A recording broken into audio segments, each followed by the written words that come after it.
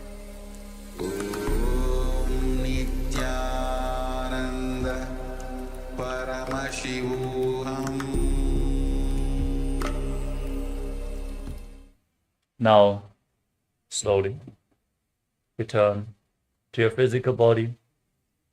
Start to wiggle your fingers and toes, your wrists and your ankles, your elbows and your knees. Pull your knees up towards your chest and walk your body from side to side as you slowly return to a comfortable seated position.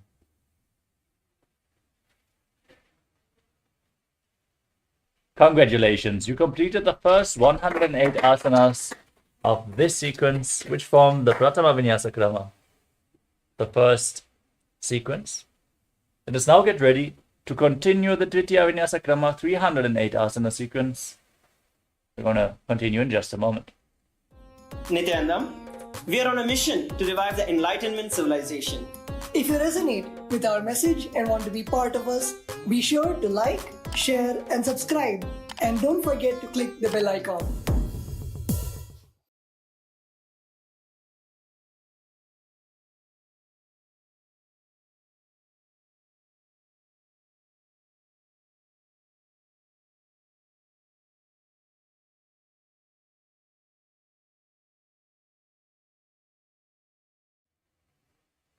Yes, let us now move on to the next asana, which is Yathasana Nishthasana. Now sit in a posture that brings ease to your physical and mental space. Keep your hands on the knees in Bindu Mudra, index fingers and thumbs together. Gaze forward as you visualize Swamiji in your inner space. Breathe in Samana Kumbhaka, inhale deeply into your stomach, and then hold your breath. As you internally chant Om Nithyananda Paramashivoham. पर्यङ्कं तत्समाख्यातं यथसंस्थं यथा स्थितिः. Next up is Samasana, in a cross-legged position with your hands on the knees in Bindu Mudra. Inhale and exhale as deep as you can again and again, while visualizing Swamiji in your inner space. इदानीं गर्भिणीनां योगाभ्यासो यथा लघु सुखप्रसवलाभाय प्रोच्यते प्राक्तने पथि. Next up is Muktasana. Now bring the left heel against the perineum and place the right foot on top of the left foot. Keep your hands flat on the knees and gaze to the tip of the nose as you visualize yourself as a sage liberated by the Supreme Pontiff of Hinduism.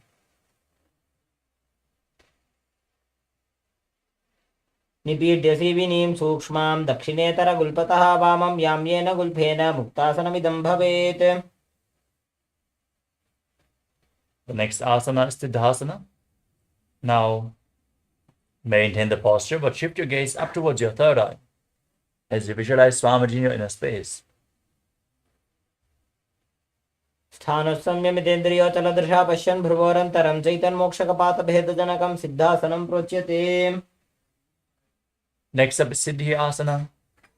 Now shift your gaze down to the ground in front of you. Tuck your chin to the chest. Pull your stomach in and up and contract the perineal floor in Mahamudra Bandha, visualizing Swamiji in your inner space. वामपादकीडीजानो श्रीवनिमदितासुकोठानो. Next up is Rudrasana 2.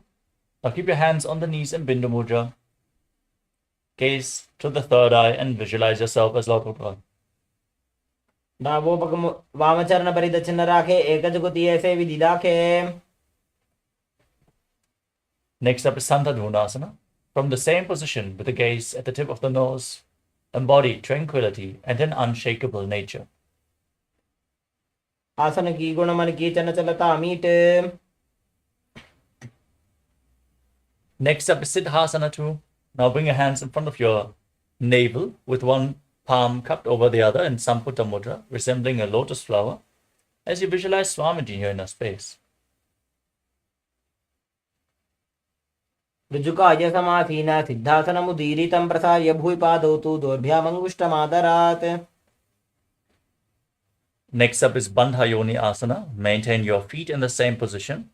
Set the Sankalpa to manifest through the womb of creation, and then close your mouth with the little fingers, your nostrils with the ring fingers, your eyes with middle and index fingers, and your ears with your thumbs in Shanmukhi Mudra. यत्र मध्ये महादेव बन्धयोन्यासने शृणु यत्कृत्वा खेचरो भूत्वा विचरेदीश्वरो यथा. Next up is Virasana. Now place the right foot onto the left thigh and the left foot below the right thigh. Keep your hands on the knees in Bindu Mudra. Gaze forward as you embody the state and space of bravery. एकं पादमथैकस्मिन् विन्यस्योरुणि संस्थितः इतरस्मिन् सता चोरुं वीरासनमुदीरितम्.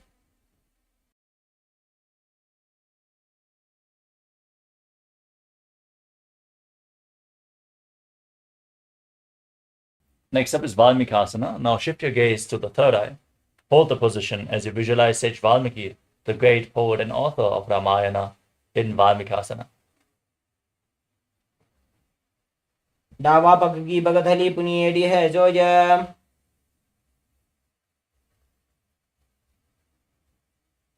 Next up is Joni Mudrasana. Maintain the posture, place your hands flat on the knees. Shift your gaze to the tip of your nose and visualize the Yoni Mandala, the visual representation of Devi Paramashiva Shakti in Joni Mudrasana. वामपाद की बगथली जाहि माहिली core. Next up is Yoni Asana. Now maintain the same posture but shift your gaze up towards your third eye. Keep visualizing the Yoni Mandala. शून्यासनं पर्वतेन योगं योगफले नीलं तत्कालफललं तावत् खेचरो यावदेव हि. Next up is Badarasana 3. Now join the soles of the feet together. Keep your knees on the ground. Interlock your fingers around the toes as you push your knees to the mat. Gaze to the tip of the nose and visualize yourself as Lord Virabhadra as you pull your stomach in and up in Uddiyana Bandha in Badarasana 3. गुल्फौ च वृषणस्यादः सीवन्त्याः पार्श्वयोः क्षिपेत्.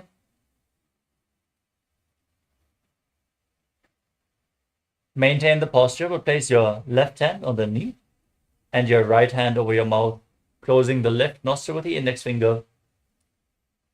Then inhale through the right nostril. Then close both nostrils. Hold your breath.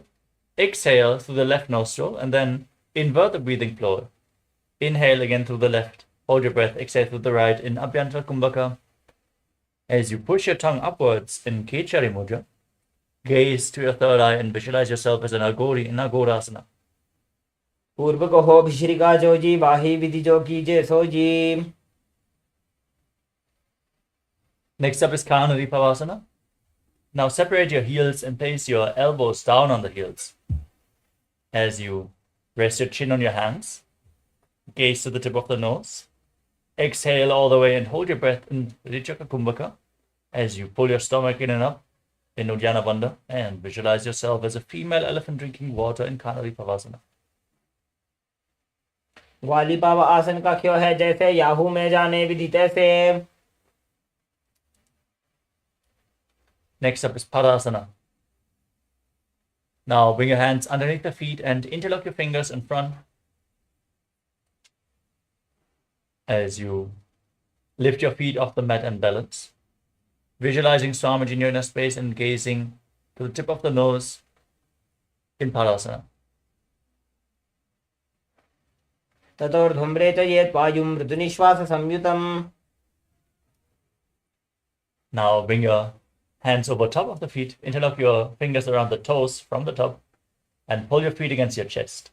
Rest your chin on the toes, gaze to the nose, and embody the state and space of a king in Gopi Chandasana. पूरव विधिपका का अंगूठा कंठ को पुराशे. The next asana is Udarasana.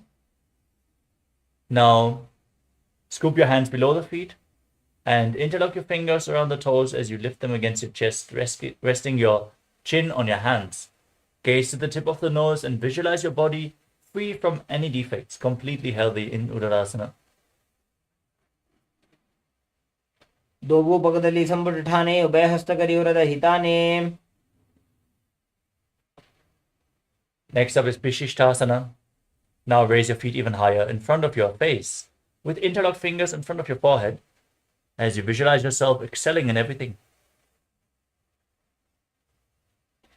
दोवो पगदली जोड़ी संपुट करे. Next up is Bhujasana. Now bring your legs over your shoulders and bend your elbows upwards to interlock your fingers around your neck. Gaze forward as you visualize yourself as a cobra in Bhujasana. शिरासनं तु विज्ञेयं कक्षासनमतः परं ग्रीवासनं च परमं भुजासनमिहोच्यते. Next up is Kalyanasana. Now bend your elbows downwards, bring your hands behind your back, and try to interlock your fingers in Padusha Mudra as you gaze to the tip of your nose and visualize yourself as a beautiful, auspicious goddess. दो हाथ पगम नीच आने तिनको गोड़ा नीचे ठाने. Now place the top of the left foot on the mat and sit on the left heel as you stack your right knee over top with the heel at the outside of the opposite hip. Bring your hands on opposite knees, gaze forward in Vaishnavi Mudra without focusing on any external objects. Just focus on the object in your inner space as you visualize yourself as an elegant swan. Breathe in Ujjayi Pranayama. Make an ocean-like sound with your mouth on the in and exhalation in Sankatasana. वामपादं चितेर्मूलं संन्यस्तधरणीतले पाददण्डेन जाम्येन वेष्टयेद् वामपादकम्.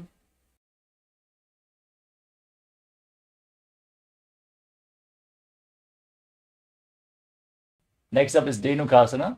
Now slide the left foot outside the hip. Sit on the ground with the heels at the outside of the hips. Place your hands on the top knee. Pull your stomach in and up in Uddiyana Bandha. And visualize a cow in your inner space in Dhenukasana. अनुषागिनगरपञ्चडं वृषीलिन्दकल्यं neem. The next asana is Machandrasana. Now place the right foot on the left thigh and the left foot on the right knee. Bring your left arm behind your back, twist your spine, hold on to opposite thighs. Once you catch a hold, twist your spine even further. Gaze up towards your third eye and visualize Swamiji in Machandrasana.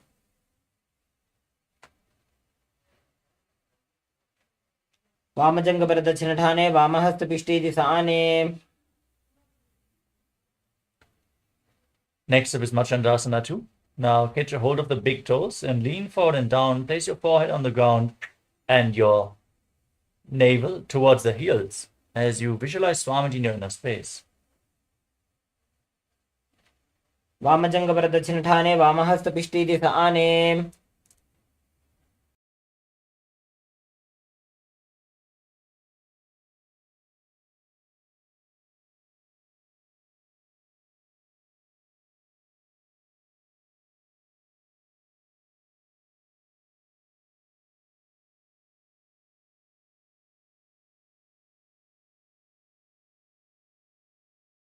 Now interlock your fingers and place your hands on the top knee as you engage all the bandhas. Contract the perineal floor, pull your stomach in and up and your chin to the chest in Guru Asana as you visualize your Guru, Swamiji. ऊरुमूले इतरपादस्य कनिष्ठिका प्रदेशगुल्भं संस्थाप्य.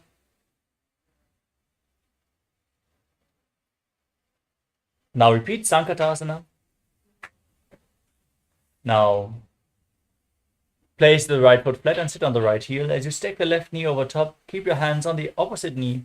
Visualize yourself as an elegant swan and breathe in Ujjayi Pranayama. वामपादं चितेर्मूलं संन्यस्तधरणीतले पाददण्डेन याम्येन वेष्टयेद् वामपादकम्. Now slide the right foot outside the hip. Sit on the ground as you pull your stomach in and up and visualize a cow in your inner space. Keep your hands on the top knee in Dhenukasana on the other side. अनुषागिनगरपञ्चडं वृषीलिन्दकल्यं neem. Now place the left foot on the right thigh and the right foot on the left knee. Bring your right arm behind your back. Twist your spine to hold onto opposite thighs with your hands. Gaze to your third eye. Visualize Swamiji in Machandrasana on the other side. वामजङ्घपरदक्षिणठाने वामहस्तपिष्टीदिशाने. Next up is Machandrasana 2. Now hold onto the big toes and lean forward and down. Place your head on the ground as you visualize Swamiji. प्रथमजी मनोचरणजोजी वामजङ्घपरिराखे sooji. Next up is Guru Asana on the other side. Interlock your fingers, place them on the top knee as you engage all the bandhas and visualize Swamiji in your inner space in Guru Asana. ऊरुमूलेतरपादस्य कनिष्ठिकाप्रदेशगुल्भं संस्थाप्य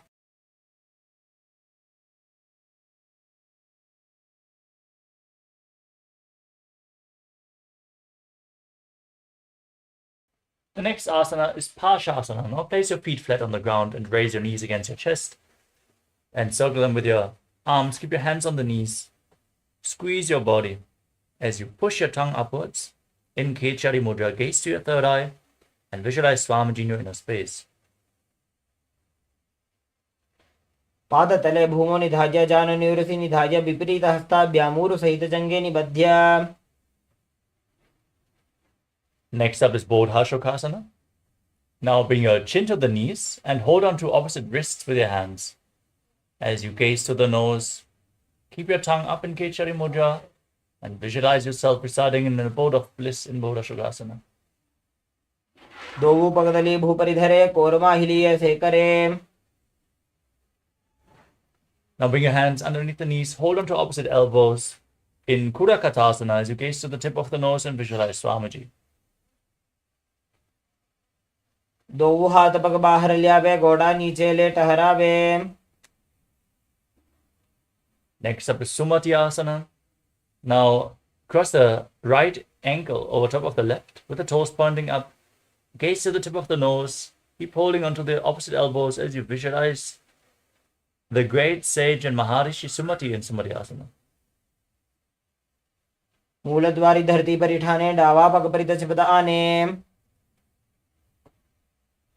The next asana is Dandasana. Now extend your feet out in front. Keep your knees straight, interlock your fingers and raise your arms up above your head with the wrists pointing outwards. Engage all tribandhas, gaze to the tip of the nose as you visualize Swamiji in your inner space. इदानीं गर्भिणीनां योगाभ्यासो यथा लघु सुख प्रसवलाभाय प्रोच्यते प्राक्तने पथि. Now lean forward and down. Hold onto the big toes in Prana Mudra. Bring your head to the knees as you inhale through one nostril and exhale through the other alternatingly in Nadi Shodhana. Cleanse Ida and Pingala Nadi without the support of your fingers as you visualize Swamiji in Alambasana. दोवु पग मिलिवा पसारी पगा का अंगूठा पकड़ी लीलाट गोड़ा लगावे. Next up is Bidokasana. Now separate your feet and slightly raise your knees. Bring your hands underneath the shins and hold on to the soles of the feet from the outside as you bring your head down in between the legs. Gaze to your third eye and visualize Swamiji in Bidokasana. प्रथम वेसीदो पा पसारी कछुक ऊर्ध्वको कोरडो डारे. Next up is Jalandhari Pavasana. Bring the heels of the feet together in front of your body as you bring your hands underneath the shins, palms facing up, elbows on the ground, and rest your chin on the heels. Gaze to the tip of your nose as you visualize Swamiji in Jalandhari Pavasana. दो वेड़ी में लिखे दीजिए हाथ पसारी. Next up is Urdhva Paschimottanasana. As you bring one leg behind your neck, lean forward and down and hold onto the front foot with both hands. As you visualize Swamiji in your inner space, breathe in Pratyahara Pranayama. Visualize the prana flowing upwards within your body through the 9 points as revealed by Mahadeva, which are the soles of your feet, the regenerative organs, the navel, the heart, the throat, the uvula, the center of your eyebrows, the top of the forehead, and the Brahmananda, the crown of your head.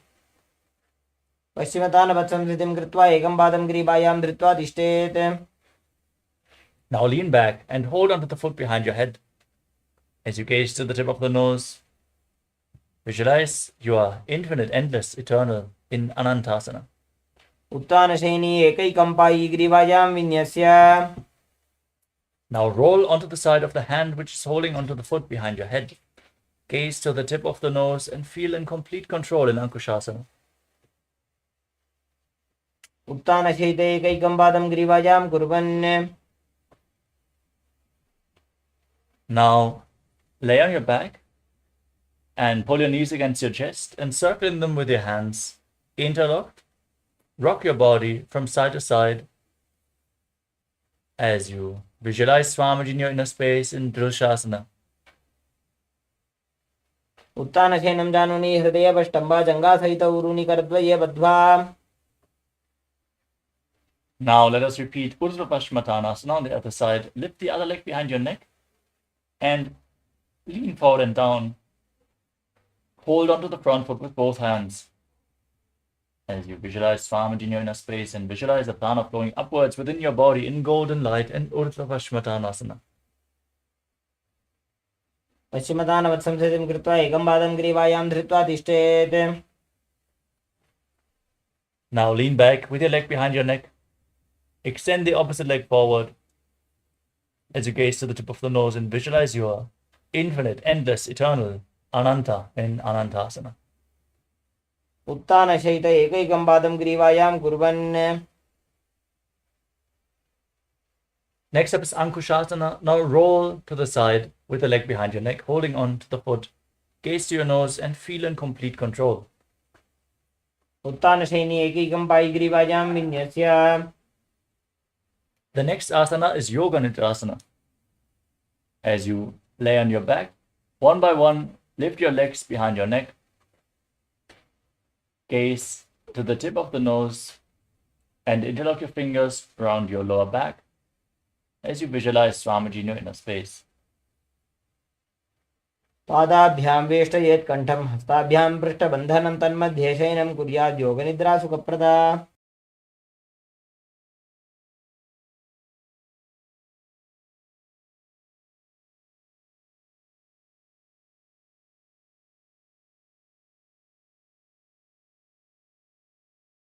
The next asana is Atmanamasana. With your legs over top of the shoulders, bend your elbows up and interlock your fingers around your neck. As you gaze to the tip of the nose, visualize Lord Vishnu blessing you from within. आत्मा राम आसन प्रथम सूधो सोवे. Next up is Kochikasana. Now extend your legs out. Extend your arms out to the side at shoulder level and pull your knees against your chest. Keep the soles of the feet pointing up towards the sky as you gaze to your third eye and visualize Swamiji in your inner space. दो हाथ चीदा सा करे तेन so base पा करे.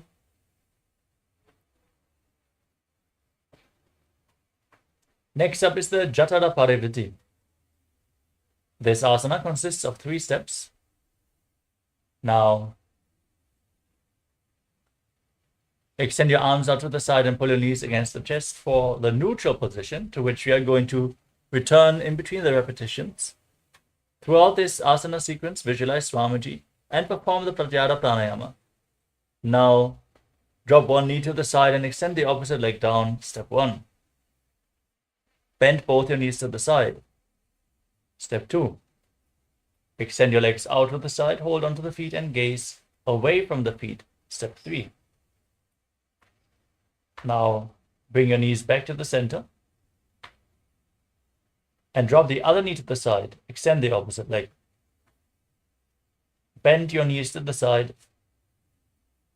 Extend your legs to the side. Hold on to the feet. Gaze in the opposite direction. Step 3. परिवृत्ति कुक्षिभागे त्रिदाहि परिकीर्तितः बद्धकोणं सुप्तकोणम् ऊर्ध्वकोणमथापि च. The next asana is the Dviparapitam. As you lay on your back, place your feet flat and hold onto your ankles. Now push your hips up high as you lock your throat in Jalandhara Bandha and push the air upwards in Mocha Kumbhaka.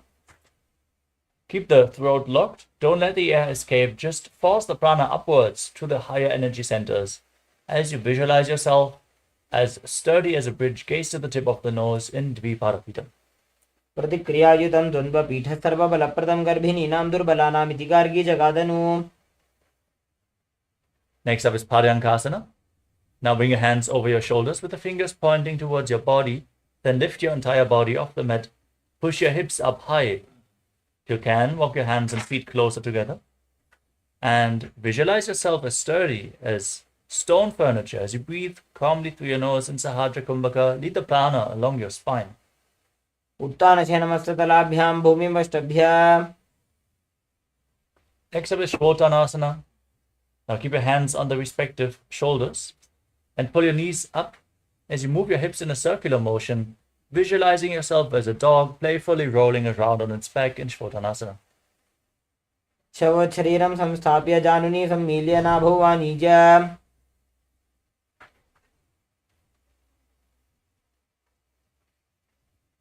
Next up is Viparita Karani. Now keep your hands flat on the mat and then lift your legs and your hips off the ground, point your toes to the sky, and then move your legs in a circular motion as you visualize Swamiji in your inner space and breathe and Mocha Kumbhaka. भूतले सशिरो दत्त्वा खेनये चरणद्वयं विपरीतकृतिश्चैषा सर्वतन्त्रेषु गोपिता. Next up is the Viparita Karani 2. From the same position now, stop the movement of your legs. Be stable in this position as you visualize Swamiji in your inner space. Karni विपरीताख्या सर्वाधिव्याधिनाशिनी. Next up is Langalasana. Now drop the feet down over top of your head, the toes on the mat. Interlock your fingers behind your back. In Parashu Mudra, press your hands into the mat in Langalasana. नरकासने स्थित्वा नासिकाप्रदेशे भूमौ पादपृष्ठे स्थाप्य. Next up is Shaita Paschimottanasana. Now hold onto your feet over top of your head. Keep your toes on the mat. Visualize Paramashiva and chant Om Nithyananda Paramashivoham, as this is one of the 84 asanas revealed directly by Lord Paramashiva himself. तानं शयित्वात् कुर्वीत शयितपश्चिमतानकम्. Next up is Supta Konasana. Now separate your feet and keep holding on to the feet as you keep your hips above the shoulder level. Visualize Swamiji in your inner space. परिवृत्य कुक्षि भागे त्रिदाहि परिकीर्तितः. The next asana is Chakrasana. Now bring your feet together, hold onto your ankles and roll onto your back. Keep your arms and legs straight and visualize yourself as a chakra, a wheel in Chakrasana. शवासनस्तद्वौ पादौ कुर्यान्मस्तकतः परौ. The next asana is Supta Prasarita Parangushtasana.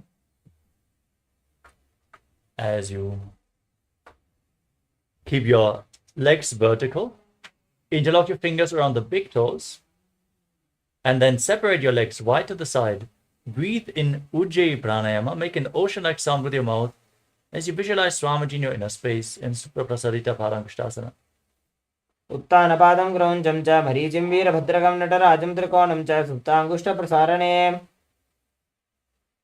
Now join your feet back together, keep your legs vertical, holding onto the big toes in Prana Mudra in Supta Parangushtasana as you visualize Swamiji. उत्तानपादं क्रौञ्चं च मरीचिं वीरभद्रकं नटराजं त्रिकोणं च सुप्ताङ्गुष्ठप्रसारणे. Next up is Matsyasana. Now cross your legs into Padmasana. Lay on your back. Try to bring your knees to the mat and then bring your hands over top of your head, holding on to opposite elbows. As you gaze to the tip of the nose, visualize Matsya, the fish avatar of Lord Vishnu in Matsyasana. मुक्तपद्मासनं कृत्वा उत्तानशयनं चरेत् कूर्पराभ्यां शिरो वेष्ट्या मत्स्यासनं तु रोगः.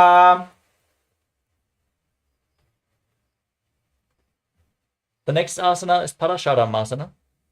As you lay on your back with your legs in Padmasana, place the back side of the right hand onto the left palm over top of your head. Now gaze to the tip of the nose and visualize Lord Rama in your inner space. प्रथमकरे पद्मासन आचे सुधोसोवे भूपरिपाचे. Next up is Sarvangasana. Now raise your knees and hips off the ground as you maintain Padmasana. Support your lower back with your hands. Rest your elbows on the ground. And gaze to the tip of the nose as you visualize Swamiji in your inner space. In Sarvangasana, breathe and Mocha Kumbhaka. अथवा क्षेत्रसंक्षेपात् सर्वाङ्गासनमुत्तमं यत् कृत्वा योगनिपुणो विद्याभिः पण्डितो यथा. Next up is Vrishchikasana. Now lay on your back, keep one foot on the opposite thigh, and raise your knees up against your chest Extend your arms up over top of your head and hook your fingers forward like the stinger of a scorpion as you gaze to your third eye and visualize yourself as a scorpion in Vrishikasana. Pratamaseena Sudha Shishike Sandhi Sudake. Exchange the position of your feet. Keep your hands over top of your head. Repeat Vrishikasana, the scorpion posture on the other side. Pratamaseena Sudha Shishike Sandhi Sudake.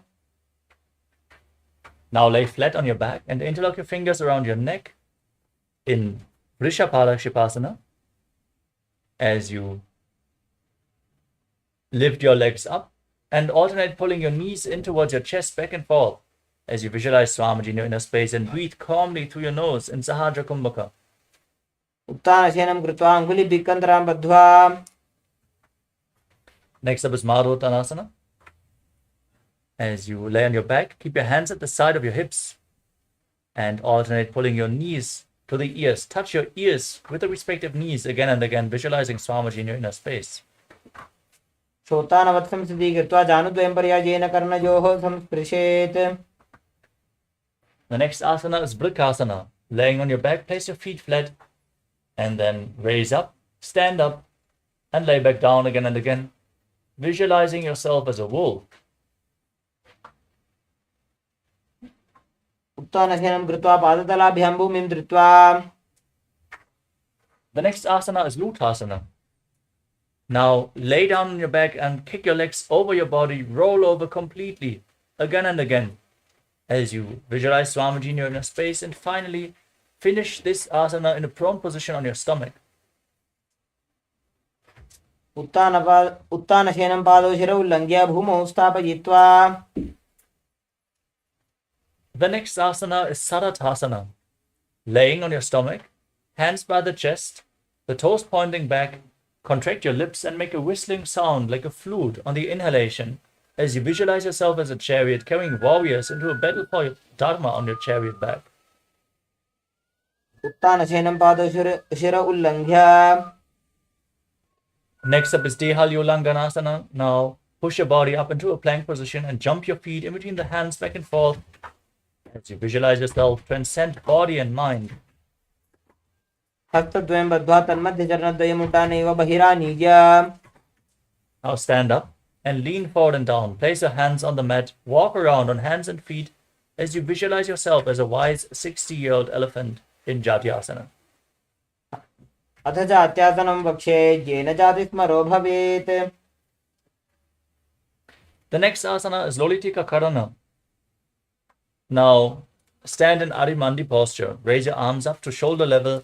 Rotate your arms around your body as you move your head in all directions. Open up your chest. Free up your lungs. Move freely.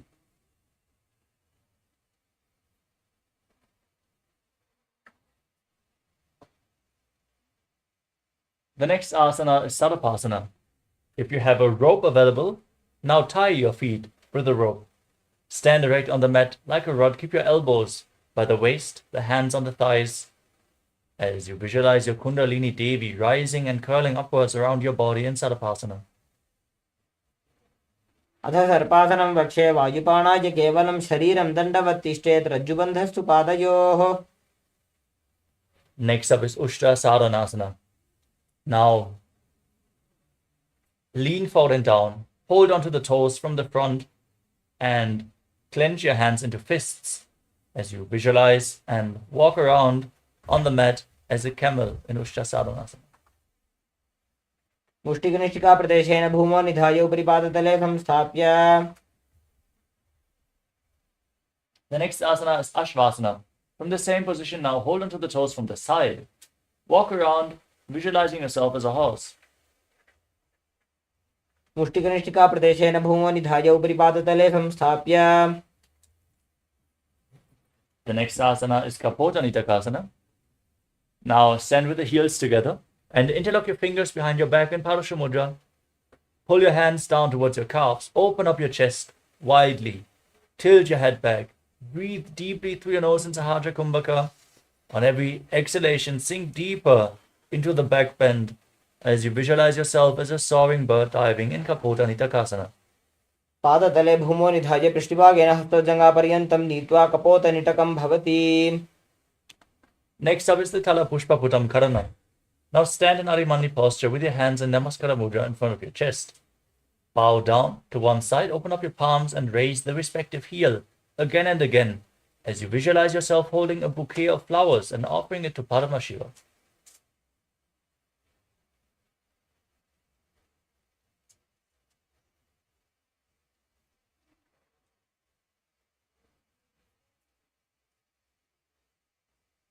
The next asana is Khadgasana. Now stand on the mat, gaze to the tip of the nose and visualize yourself as a rhinoceros. Then lay down on your stomach and jump your feet back with the hands. Stand with your hands in Namaskara Mudra slightly extended away from the body, resembling the horn of the rhinoceros. आसनं कृत्वा पादतलाभ्यां भूमिं धृत्वा. Next up is the Uttanottanam. Now hold onto weights and sit down or squat down as low as you can and stand back up again and again as you gaze to the tip of the nose and visualize Swamiji in your inner space. आसनं पुनः मनः उत्थातव्यम् अस्थितव्यम् इति उत्थानोत्थानं भवति.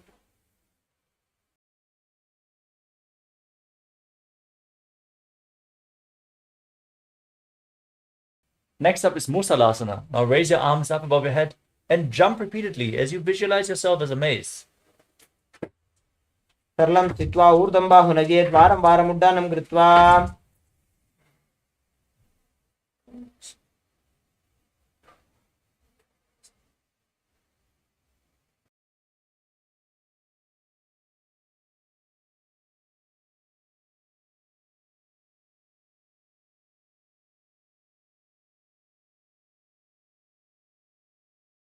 The next asana is Uchirshakasana. Now hold one foot with both hands, pulling it towards your chest as you sit down and stand back up, alternating with the opposite foot. Gaze to the tip of the nose and visualize Swamiji in your inner space. एकैकं पादतलं कुक्षौ निधाय.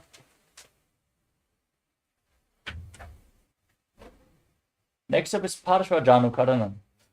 Now point the toes of one foot to the side as you raise the opposite knee against your chest and circle it with the respective hand in a fist and place the other hand on the inner thigh.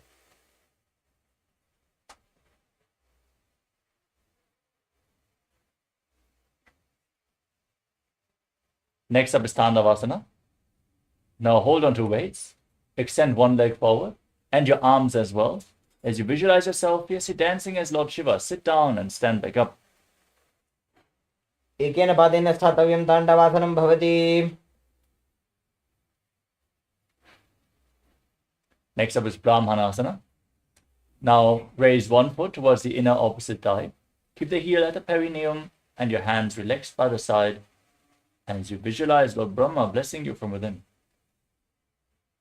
ब्राह्मणासनम् आवक्षे यत् कृत्वा ब्राह्मणो भवेत्. Now lift the right foot over and around the left knee. Tuck the toes behind the calf. Bring the right arm below the left. Join your hands in Namaskara Mudra. And visualize yourself as Lord Garuda in Garudasana 3.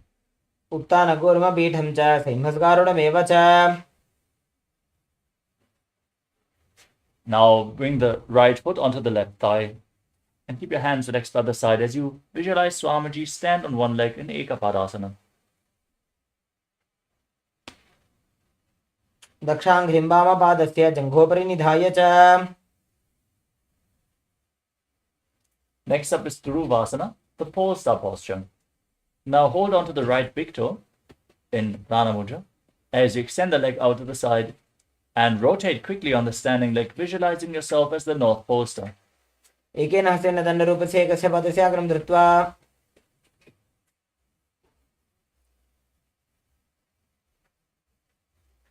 Next up is Trivikramasana. As you stand, lift one leg behind your neck, and then sit down and stand back up, performing the 3 steps of Lord Vishnu as you visualize Lord Vishnu in your inner space. ग्रीवायां पादं संस्थाप्य स्थातव्यम् उत्थातव्यं त्रिविक्रमासनं भवति.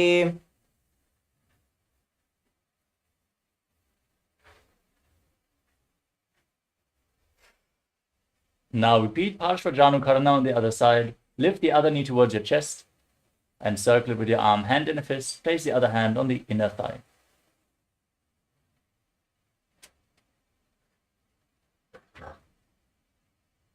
Now repeat Tandavasana on the other side. Hold weights, extend your other leg, sit down and stand back up. Visualize yourself fiercely dancing as Lord Shiva. एकेन पादेन स्थातव्यं ताण्डवासनं भवति. Now repeat Brahmanasana. Now keep the left foot at the right inner thigh. With your hands relaxed by the side. Visualize Lord Brahma blessing you from within. ब्राह्मणासनमावक्षे यत्कृत्वा ब्राह्मणो भवेत्. Now repeat Garudasana 3. Lift the left foot over and around the right knee. Tuck the toes behind and bring the left arm below the right. Join your hands in Namaskara Mudra. Visualize yourself as Lord Garuda. उत्तानकूर्मपीठं च संहस्गारुडमेव च.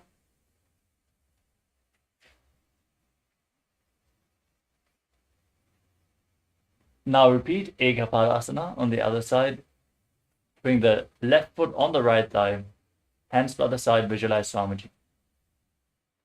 दक्षाङ्घ्रिं वामपादस्य चङ्घोपरिनिधाय च.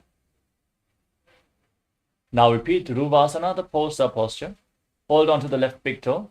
Extend the leg out to the side. As you rotate quickly on the standing leg, visualize yourself as the North Pole Star.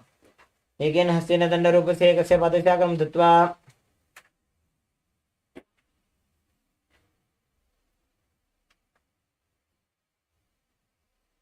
Now repeat Trivikramasana on the other side. Lift the other leg behind your neck. Stand tall. Then sit down and stand back up. Perform the 3 steps of Lord Vishnu as you visualize Lord Vishnu blessing you from within. ग्रीवायां पादं संस्थाप्य स्थातव्यम् उत्थातव्यं त्रिविक्रमासनं भवति.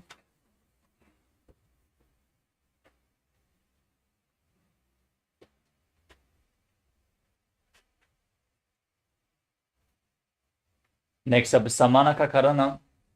Now keep the heels touching, toes slightly pointing outwards, hands extended away from the hips, fingers pointing one by one. Breathe calmly and relax. After this sequence of intense asanas, let us get ready for the final 100 asanas of this Dvitiya Vinyasa Krama sequence. Nithyananda, we are on a mission to revive the Enlightenment civilization. If you resonate with our message and want to be part of us, be sure to like, share, and subscribe. And don't forget to click the bell icon.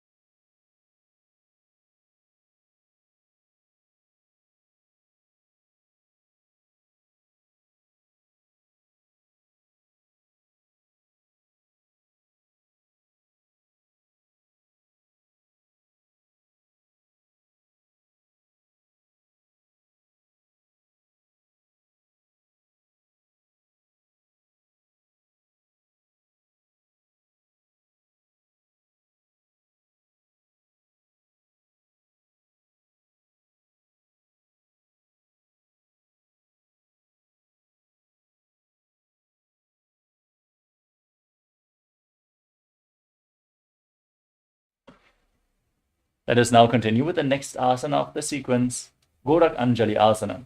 Now squat down and bring your hands from the outside in between the legs. Interlock your fingers in front of your navel in Parashya Mudra. As you visualize the great sage Goraknath, founder of the Natha Yoga Hindu Sampradaya, breathe in Jivachala Kumbhaka, inhale deeply, hold your breath, and by the force of your will, move the prana within your system upwards, downwards, through the limbs of your body, freely.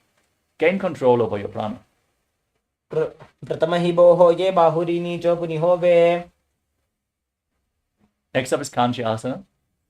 Now, as you squat down, interlock your fingers behind your lower back and visualize Swamiji in your inner space. पूर्वमध्यात् हस्तोन्वेष्यानि तमं धृत्वा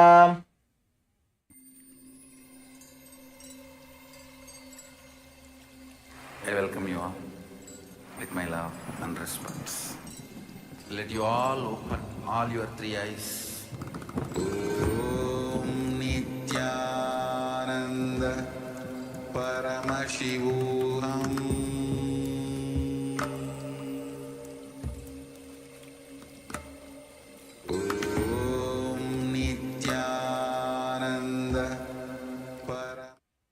Yes, sorry for the interruption. Let us now continue with Bhaido Asana. Now bring the heels together, close at the perineum as you squat down all the way, and interlock your fingers around the lower back. Gaze towards your navel and visualize Bhagavan Kala Bhairava, the Lord of Fun. दोबूपक की थलिया की माहिली core मिला जी फना पानी उकड़ मोड़ वैसे. The next asana is Varahasana. As you squat down with the heels close to the perineum, separate your toes. Bring your hands together in Anjali Mudra behind your neck. Point the fingers down towards the mat. Gaze up towards your third eye and visualize yourself as Varaha, the boar avatar of Lord Vishnu. पगतली संपूर्ण करी हाथ से पग ऊंचाई. Next up is Plipitasana. Now hold on to the big toes in Prana Mudra and raise your hips to the same level as your knees. As you visualize Swamiji in your inner space. पार्श्वद्वय सम्मील्य स्थित्वा नितमं ज्ञानप्रदेश आनीय. Next up is Bakasana. Now place your hands flat on the ground, shoulder width apart. Bring your knees onto your arms towards your armpits. Lean forward, find balance, lift your feet off the ground and visualize yourself as a crow. हस्ताभ्यामो निमोष्टभ्याम्. The next asana is Sushtanga Kapali Asana. With your hands on the ground, shoulder width apart, bring your head on the mat, form a triangle between your hands and your head. Lift your legs up and then cross them into Padmasana.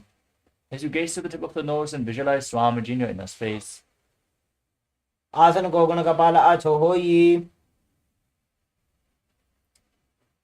Now gently lower your body down. Come to a kneeling posture. With your heels outside the hips, sit in between the feet with the toes touching behind your back. Hands on the knees. Visualize that you are sitting in the sacred seat with Paramashiva and Guru in Guptasana. जानूर्वोरन्तरे पादौ कृत्वा पादौ च गोपजेत्. The next asana is Vrikshasana 2.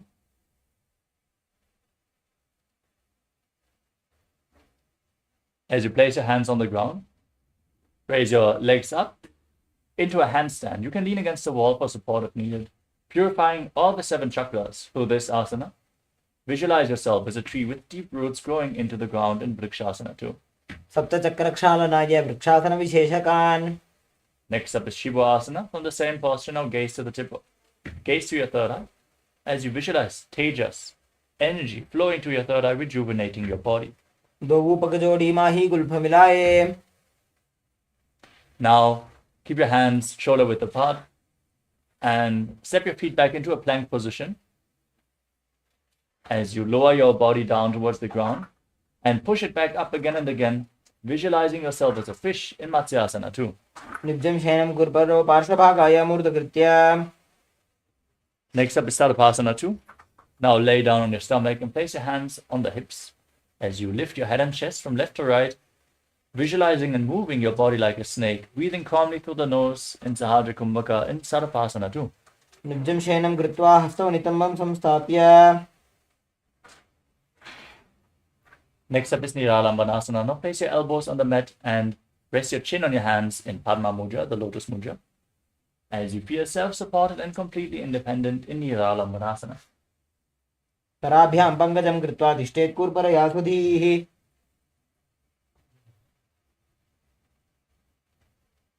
The next asana is Chakrasana. Now bend your knees to raise your feet up and place your hands flat, straighten your arms, bring your upper back and feet close together in Chakrasana as you visualize yourself as an umbrella protecting your guru from the sun rays. Ardhyasanam Stitva Hastatalabhyam Bhumim Vashtabhya. Next up is Vajrasana. Now come to a kneeling posture. Sit on your heels with your perineum. Keep your feet flat.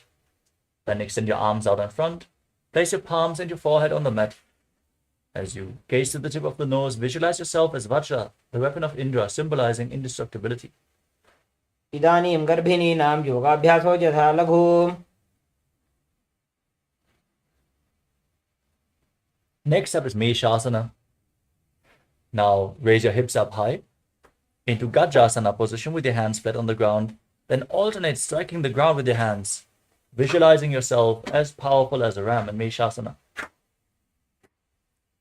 Gajasana Samsito Ekaikam Bahum Bhumau Tadayet.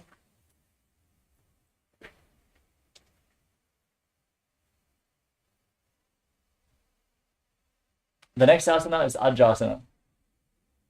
Now place your hands flat on the ground and raise your legs up, lowering your head down towards the mat as you visualize yourself as unborn, existing for all eternity. Gajasana Samsito Padadvayamantara Kritya. Next up is Dhanantarasana. Now come to a kneeling posture and hold onto the big toes, pulling them close towards your perineum. Then place your hands on your knees, gaze to the tip of the nose and visualize Swamiji as you breathe in Ujjayi Pranayama, make an ocean-like sound with your mouth. Purava Vidhi Parihata Ki Kakasisyo Phana Sharamodi. Next up is the Anga Motanam. Now interlock your fingers in front and move your arms up, down, left, right in all directions, giving massage to various different joints and muscles of your body. Then interlock your fingers behind your back and repeat the movement as you visualize Swamiji in your inner space. Hastayoho Angulir Badva Hastayor Madhyat Saramangam Nishkasayitva. The next asana is Garudasana form. Now keep your heels outside the hips and turn your feet to the side so the toes are pointing away from the body. Now place your thighs and calves on the mat as you visualize yourself as Lord Garuda flying Lord Vishnu and Lakshmi on his back with your hands on the knees in Garudasana form. Jangorubhyam Dharam Pidya Sthirakayo Dvijanuna. Next up is Ananda Mandirasana. Now bring the soles of the feet together, toes pointing back, separate your knees and place the front of your buttocks on the mat as you hold onto your ankles. Gaze up towards your third eye and visualize yourself residing in the blissful space of a temple. Atha Vakshe Veeranatha Anandamandirāsanam Yat Kritva Amaro Dhiro Bhavatyeveha Sadhakaha. Next up is Mandukasana 2. Now overlap your feet and bring your hands underneath the knees as you press your tongue flat against the palate of the mouth in Manduki Mudra.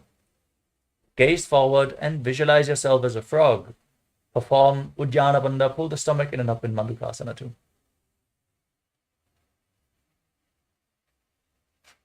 Prishtam Sampidya Gulbhabhyam Janvange Savalayakritihi.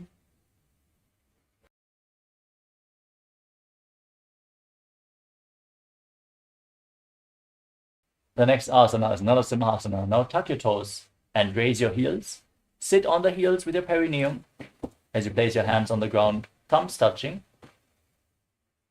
Gaze to the tip of the nose and stick your tongue out, exhaling forcefully again and again as you visualize yourself as Narasimha, the lion man avatar of Lord Vishnu in Narasimhasana. દોવું ફણા પાણી હોય વૈસે એડી મેલર કુદાની વૈસે. Next up is Vishlakasana. Now sit on raised heels and cover your mouth with your hands. Bring the thumbs underneath the teeth and close your mouth. Inhale through the right nostril and exhale through your mouth as per your capacity in Vishlaka Pranayama. As you gaze through the nose and visualize yourself as daily victorious over all your fears in Vishlakasana. દોવું પગાગી એડી જોઈજી ગોડા ફણો વાણ પુની હોઈ. We move on to Makadasana. Now place your feet flat, point the toes back and sit on the heels. As you raise your elbows, bring your fingers towards your armpits and imitate as if you are scratching yourself as you visualize yourself as a playful monkey. Gaze to your third eye in Makadasana. દોવું પગદલી સંપુટ ઠાને તેની પૃષ્ઠ ભૂમિ પર ઠાને.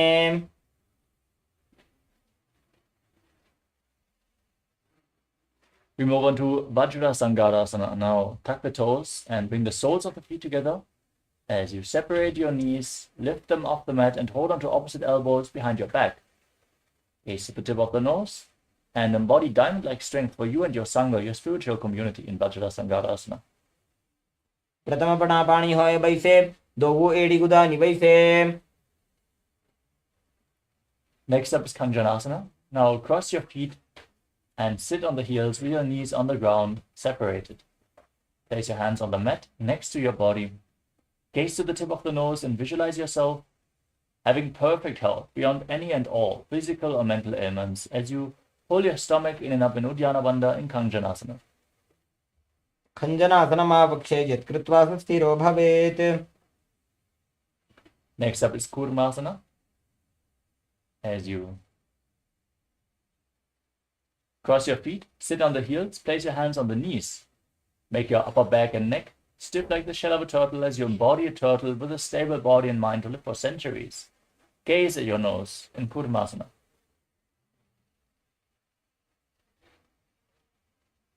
गुल्भौ च वृषणस्याधो व्युत्क्रमेण समाहितौ ऋजुकाज शिरो ग्रीवं कूर्मासनमितीरितम्.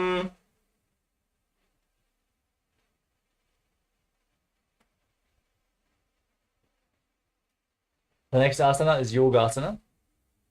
Maintain the posture, relax your upper back and neck, and gaze to the tip of your nose as you visualize Swamiji in your inner space.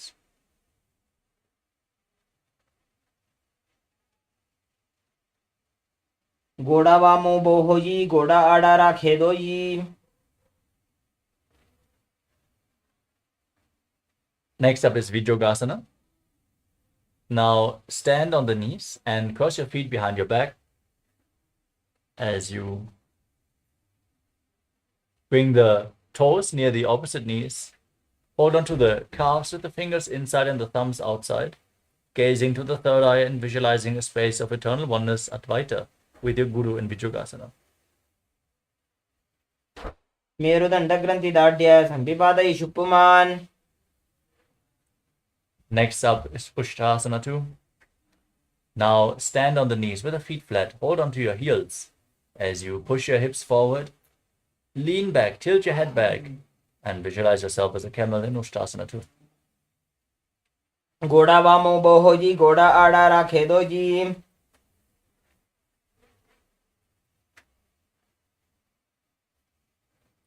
Now lean back, bring your elbows to the mat. Gaze to the tip of the nose as you visualize yourself as a lotus blooming in Jajasana 2. દોવો એડી સંપુટ કરે સોલે મૂલદ્વારી તરી ધરે.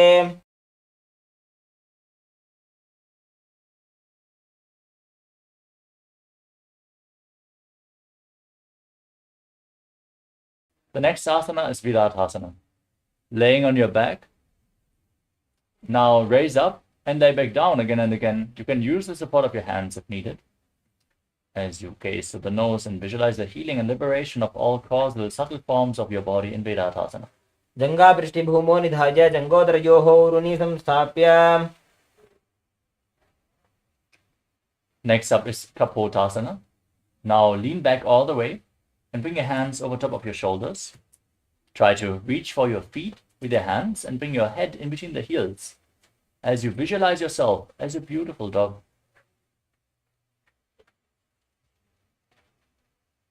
मेरुदण्डग्रन्थिदाढ्य सम्पिपादयिषु पुमान्.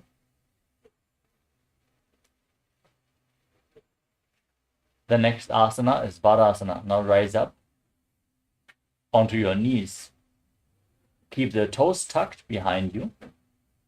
Stand on the knees. Hold on to opposite arms and gaze to the tip of your nose. This is a boon-fulfilling posture. Receive your boon from Paramashiva as you internally chant Om Nithyananda Paramashivoham in Varasana. जानुनी भूमौ संस्थाप्य हस्ताभ्यां बाहुपरस्परं धृत्वा सरलं तिष्ठेत्.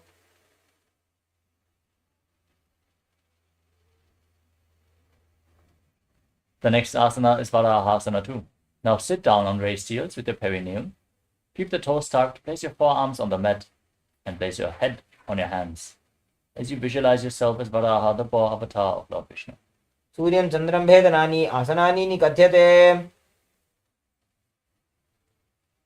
The next asana is Mundasana. Now place your forearms on the ground, elbows shoulder width apart. Interlock your fingers and rest your head on the mat, supported with your hands. Raise your hips, walk your feet forward, lift your legs up off the mat into a headstand. Point your toes to the sky, gaze to the nose, breathe calmly in Sahaja Kumbhaka as you visualize yourself as a lopped tree in Mundasana. अधो मुण्डासनं वक्षे सर्वेषां प्राणिनां सुखम्. Lower your body down, come to a kneeling posture. As you separate your knees, lean forward and down, bring your head in between the knees. Hold onto your head with both hands, elbows outside the legs. Gaze to the tip of the nose as you inhale through the nose and exhale through your mouth in Andasana, visualizing Swamiji in your inner space. प्रथम भक्तली सम ठहरावे, कोरमाहिली उभे मिलावे.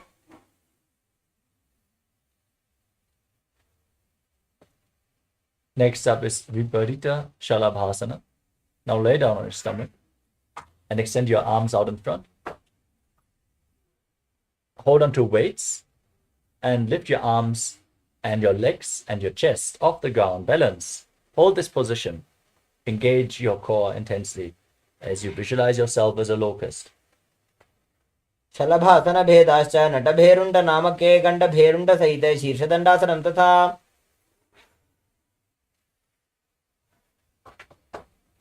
The next asana is Kapalasana. Now lay down on your stomach and place your forehead on the ground, your hands at the side of your body. Now lift your legs up off the mat together without lifting your chest off the ground, as you visualize a skull representing the mind with purified thoughts and a strong will to attain enlightenment in Kapalasana, the skull posture. कपालं भूमौ निधाय ऊर्ध्वं पादौ नजेत् कपालासनं भवति. The next asana is Akasha Kapotasana. As you lift your legs over your body, bend your knees and place your feet on the ground in front of your head. As you visualize yourself as a free and open dove. उष्ट्रासने स्थित्वा चरणौ भूमेरुत्थाप्य मस्तकोपरि नीत्वा.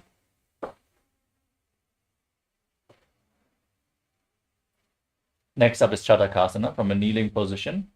Now bring your forearms on the ground and rest your navel on the thighs.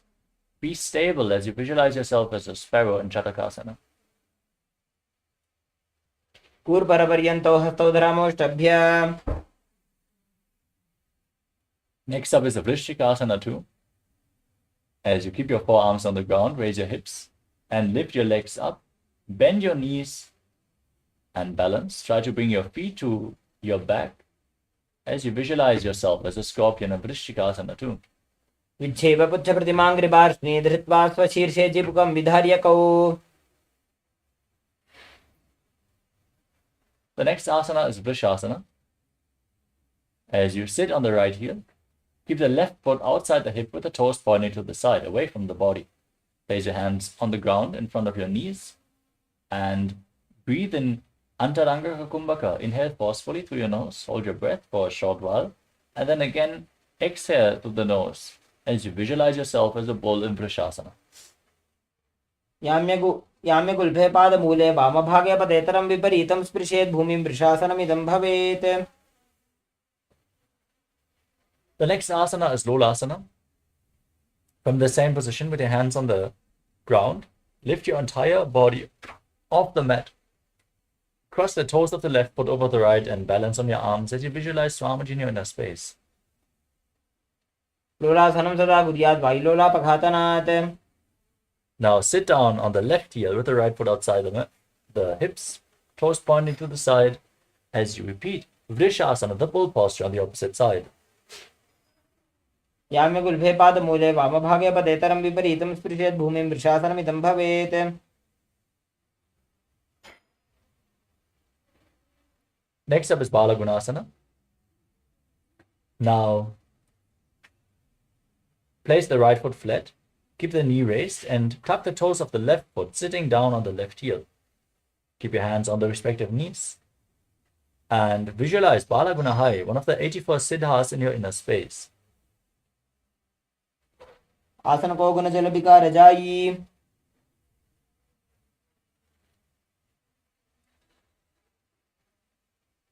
The next asana is Grahasana. Now stand up and bring your arms from the inside out around the legs, holding onto your ankles from the outside as you visualize yourself as the entire planet in Grahasana.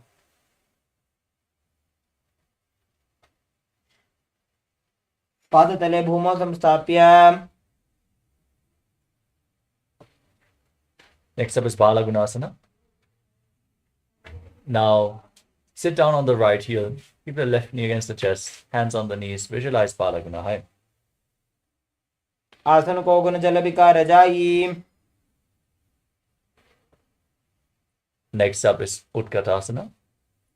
Now step both feet in, sit on raised heels, with your knees together, hands on the knees, holding onto weights. Visualize Swamiji in your inner space and gaze forward in Vaishnavi Mudra. Don't focus on anything external, just focus on the object within. तुजास्पिजोस्तीयत ऊर्वजानो यत्रासने पादतलद्वयो परि. Next up is Vajrasangarasana 2. Now keep the soles of the feet together, the knees separated, and hold onto opposite elbows behind your back as you visualize Swamiji in your inner space. प्रथम बणापाणि होय जैसे दो एड़ी गुदानी वैसे. Next up is Anilasana. Now place your palms flat on the ground and step your heels onto the back of your hand. Squat down all the way, keep your arms straight, and gaze to the tip of the nose as you visualize you are able to lift off of air alone. दो हाथ भूमि पर उठाने कहुनी जाड़ी ना भी लग आने.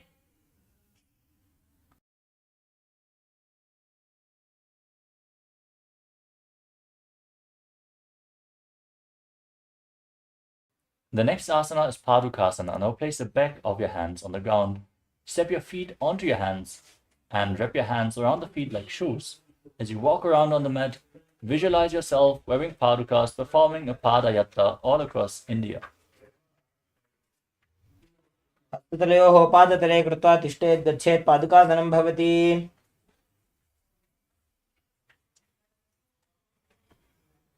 The next asana is Kukkutoddanasana. Now place your hands on the ground and kick your legs up and let them fall back down again and again. Breathe in Antaranga Kumbhaka, forcefully inhale, and visualize yourself as a rooster.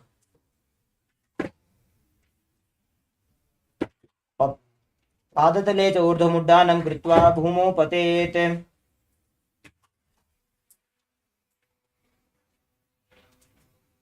The next asana is Viparita Nrityasana. As you place your hands on the ground, shoulder width apart, raise your legs up into a handstand and move your legs around, dancing on two hands as you feel yourself become free of all inhibition. हस्ततलाभ्यां भूमिं वष्टभ्य. Next up is Kunjalasana. Now separate your feet and place the palm of one hand onto the ground. Keep your arms straight. Place the other hand by the respective ear as you visualize Swamiji in your inner space. अथ पक्षे Mahadev कुञ्जरासनमुत्तमम्. Now exchange the position of your hands. Repeat Kunjarasana on the other side.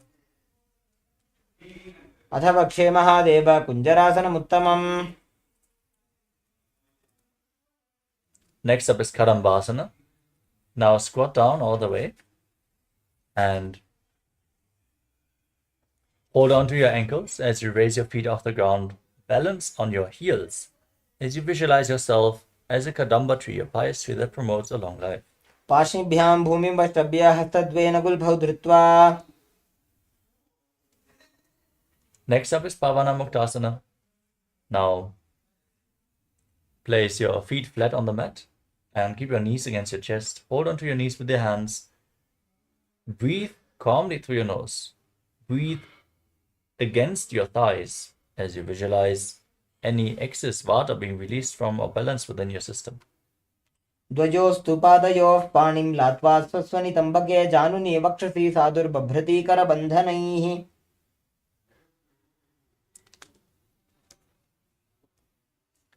Next up is Chakorasana. As you lift one leg behind your neck, keep your hands at the side of your body.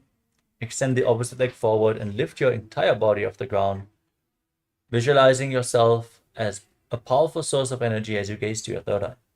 पूर्वतानं चतुष्पादपीठं वज्रासनं तथा. Next up is Dhanurasana 2. As you keep the right heel, as you keep holding onto the big toes in Prana Mudra, lift the right foot against your ear as if you're pulling a bowstring, keeping the left leg straight. Visualize yourself as a bow.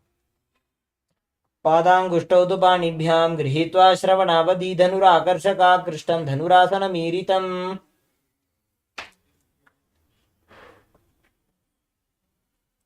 Next up is Ashtavakrasana. As you lift the right leg over top of the shoulder, hook the right foot, the left foot on top of the right foot. Extend your legs out to the side, lean forward and balance on your arms as you visualize yourself as a flying crane. वासिष्ठमथ कौण्डिन्यम् ऊर्ध्वकुक्कुटमेव च. Next up is Pranasana. Now keep the right foot flat and place the left foot on the right thigh. Bring the right shoulder underneath the raised knee and gaze to your third eye as you visualize you're immortal and able to exist solely on prana and pranasana. एतत् प्रभेदं वक्ष्यामि करोति यस्तचामरः. Next up is Parshvamatsindasana. As you bring the left foot at the outside of the right hip, step the right foot over the left knee and twist the left elbow around the raised knee. Bring the hand below to interlock your fingers behind your back. Gaze to your third eye and visualize Sage Matsyendra, the master of Hatha Yoga and Parshvamatsindasana. पार्श्वाभ्यां धृत्यते यास्तु पार्श्वमत्स्येन्द्रमुत्तमम्. Now repeat Chakorasana on the other side. Lift the other leg behind your neck as you lift your entire body off the ground. Extend the opposite leg forward. Gaze to your third eye and visualize yourself as a powerful source of energy. पूर्वतानं चतुष्पादपीठं वज्रासनं तथा. Now repeat Dhanurasana 2. Now lift the left foot towards your ear as you hold onto the big toes, visualizing yourself as a bow. पादाङ्गुष्ठौ तु पाणिभ्यां गृहीत्वा श्रवणावधि. Now repeat Ashtavakrasana on the other side as you visualize yourself as a flying crane. वासिष्ठमथ कौण्डिन्यम् ऊर्ध्वकुक्कुटमेव च अष्टावक्रमथोत्थानं मयूरं सेतुबन्धनम्.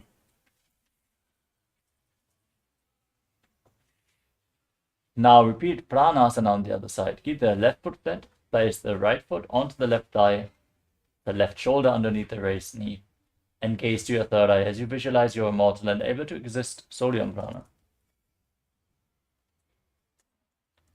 एतत् प्रभेदं वक्ष्यामि करोति यस्य चामरः. Next up is Parshvamatsindrasana. On the other side, bring the right foot outside the left hip. Step the left foot over the right knee. Twist your right elbow around the raised knee. Hand below. Interlock your fingers behind your back. Gaze up and visualize the master of Hatha Yoga, Sage Matsyendranath. पार्श्वाभ्यां धृत्य तेजास्तु पार्श्वमत्स्येन्द्रमुत्तमम्. The next asana is Ardha Paschimottanasana. Now keep the right heel at the perineum and lean forward and down, keeping the left leg extended. Hold onto the front foot with both hands as you visualize Swamiji and freely move the retained prana in Jivachala Kumbhaka along with your will. एकं पादं प्रसार्य एकं पादस्य पार्श्वनासीवनी सम्पीड्य. The next asana is Kranchasana. Now bring the right foot outside the hip. Hold onto the left foot and lift it in front of your face while keeping the knee straight. Visualize yourself as a crane. उत्तानपादं क्रौञ्चं च मरीचिं वीरभद्रकं नटराजं त्रिकोणं च सुप्ताङ्गुष्ठप्रसारणे. Now repeat Ardha Paschimottanasana. Extend the right leg and keep the left heel against the perineum. Lean forward and down and visualize Swamiji in your inner space. एकं पादं प्रसार्य एकं पादस्य पार्श्वनासीवनी सम्पीड्य.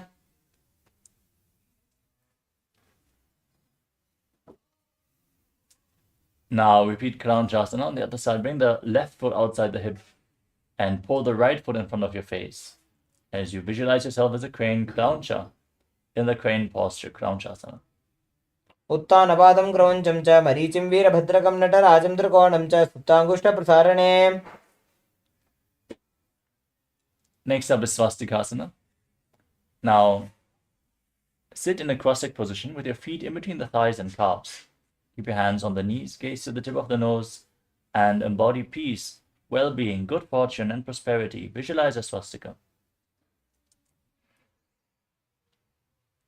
जानुर्वोरन्तरे सम्यक् कृत्वा पादतले उभे ऋजुकाय समासीन स्वस्तिकं तत् प्रचक्षते.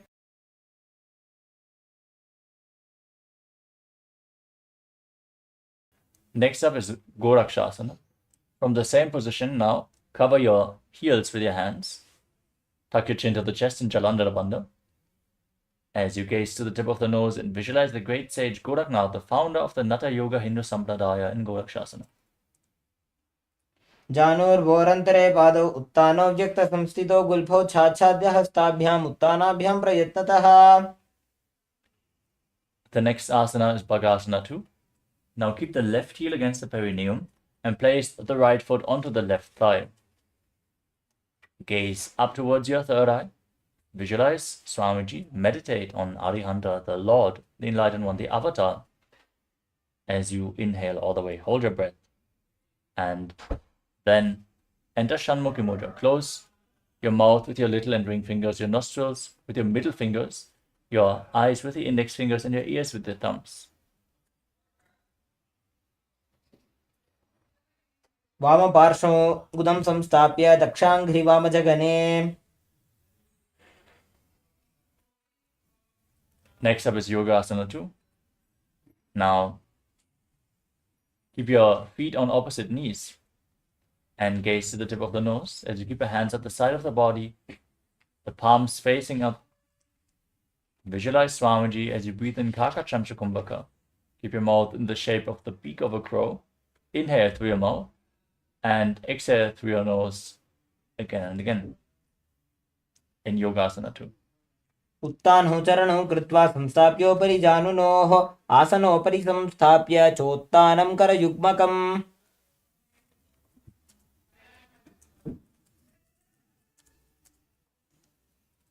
Next up is Urdhva Kukkutasana. Now rotate your hands next to your body. Place your palms down as you keep your legs in Padmasana. Lift your entire body off the ground. Balance on your arms and visualize yourself as a rooster. वासिष्ठमथ कौण्डिन्यम् ऊर्ध्वकुक्कुटमेव च. Next up is Siddha Haratali Asana. Now bring your hands through the legs. Place your palms on the ground. Stay seated on the mat. Don't lift your body up. Gaze to the tip of the nose and visualize Swamiji in your inner space.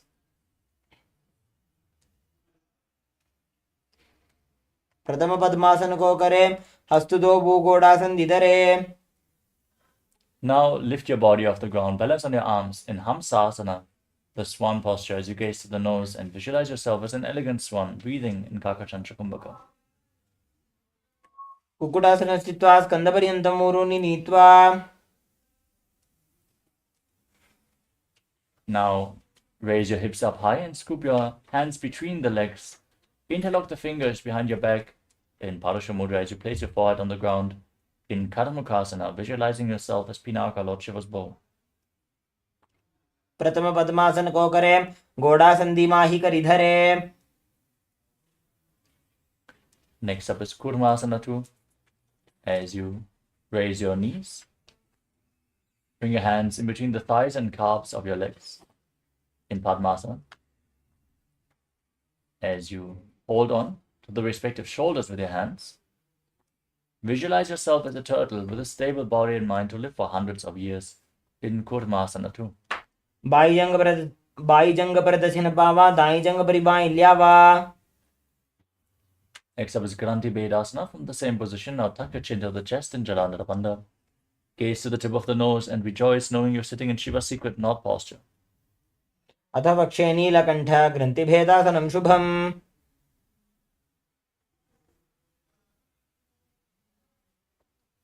Next up is Uttana Kurmasana. Now from the same position, roll onto your back. Keep holding on to your shoulders. As you gaze to the tip of the nose, embody a turtle laying on its back. Kukkutasana बन्धस्थं कराभ्यां धृतकन्धरम्.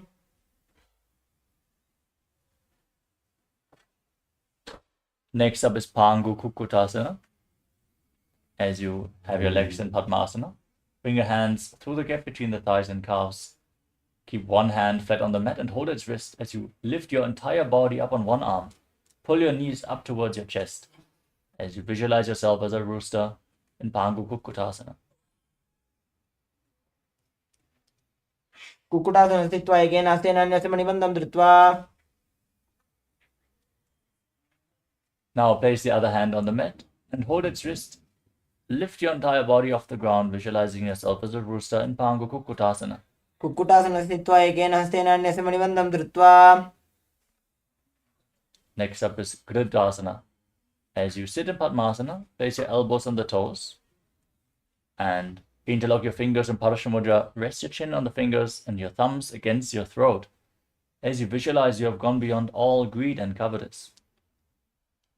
जानुर्वोरन्तरे पादौ उत्तानो व्यक्तसंस्थितौ गुल्फौ छाच्छाद्य हस्ताभ्याम् उत्तानाभ्यां प्रयत्ततः. Next up is Padmasana 3. Now place one hand over the other, palms facing up. Rest them in your lap. Engage all the bandhas Mahamudra Bandha. Gaze to the tip of your nose and visualize Swamiji in your inner space. उत्तानौ चरणौ विधाय विधिवत् शक्तिस्थितौ योगिरात्. Next up is Padmasana 4. Now place your hands on the knees. Gaze to the tip of the nose. Internally chant the Mahavakya Om Nithyananda Paramashivoham. Continuously visualize the japa rotating around your throat in a circular way as you visualize Paramashiva in your inner space in Padmasana 4.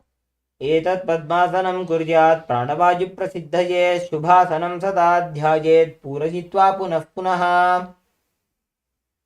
The next asana is Karmukasana 2. Now keep the left hand on the respective knee and hook the right hand. Index and middle finger around the big toe. Pull the elbow back as if you're pulling a bowstring. Rotate the big toe round and round. And then repeat the movement on the other side. Visualize yourself as Pinaka, Lord Shiva's bow in Karmukasana 2. कार्मुकासनमाक्षित्य उदरे पूरयेत् सुखं तद वायुर्वसो याति कालेन सूक्ष्मवायुना. Next up is Karmukasana 3. As you keep your legs in Padmasana, cross your arms behind your back, and then gaze to the tip of the nose Hold on to the big toes in Prana Mudra. Visualizing yourself as Pinaka, Lord Shiva's bow, as you engage all three bandhas, Mahamudra bandha. अथान्यासनमावक्षे योगपूरकरक्षणात् कृत्वा पद्मासनं पाद अङ्गुष्ठजङ्घयो स्थितम्. Next up is Dridhasana. As you raise your chest, gaze upwards and visualize yourself as the action of Paramashiva's third eye, destroying anything you come across in Dridhasana. ऊरुभ्यामुपरि स्थाप्य पादयुग्मं प्रयत्ततः दक्षिणं सव्यदेशे च सव्यं दक्षिणदेशके. Now lay down on your back. Keep your arms crossed behind, holding onto the big toes if you can, as you visualize yourself as a snake, calmly breathing through your nose in Nagrasana. प्रथमकरे पद्मासन आचे सुधो सोवे भूपरिपाचे. Now free your arms and legs. Pull your knees towards your chest and circle them with your hands in Parasha Mudra as you bring your chin to the knees. Squeeze your body into a ball in Kandukasana. वेत्रासने स्थित्वा हस्तपादान् निष्कुष्य ऊर्ध्वं नयेत्. Now interlock your fingers around your neck. Place your feet flat, the knees raised. Gaze to the tip of the nose. As you breathe calmly in Sahajra Kumbhaka, visualizing Swamiji in Urdhva Bhavanasana. प्रथमे सुधो San करावे गोड़ा उभा राशि मिलावे. The next asana is Marakata Pitasana. Place your hands underneath the heels, palms facing up. And push your hips up high. As you lock your perineum and lock your throat, push the air upwards in Murcha Kumbhaka as you visualize yourself as a powerful alpha ape. उत्तानशयनं पादतले उत्तानहस्तयोः स्थापयेत्. Now bring your hands to the lower back and stretch your legs out. Point the toes.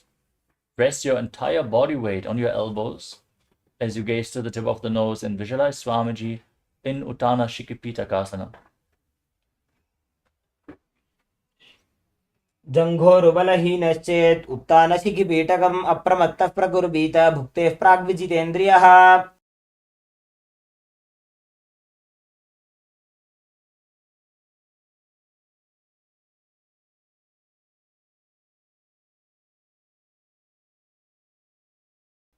The next asana is Narakasana.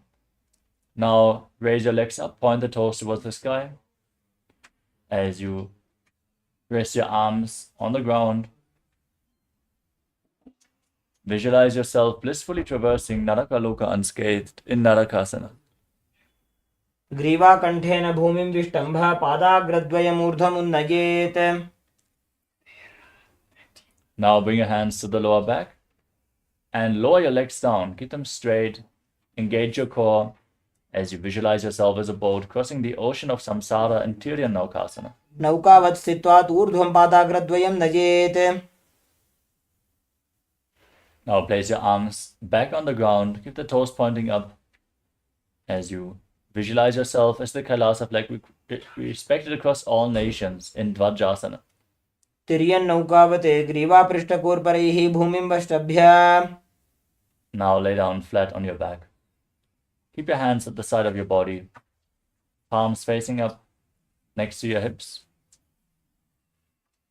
Relax from any movements internally or externally. Pull the Kundalini Shakti up along your spine forcefully in Shakti Charan Mudra. As you visualize your body as dead and the supreme pontiff of Hinduism, Swamiji, is liberating you. Internally chant Om Nithyananda Paramashivoham.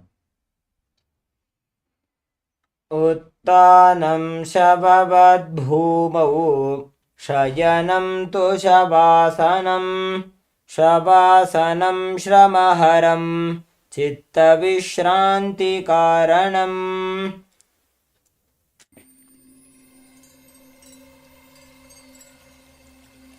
I welcome you all with my love and respect.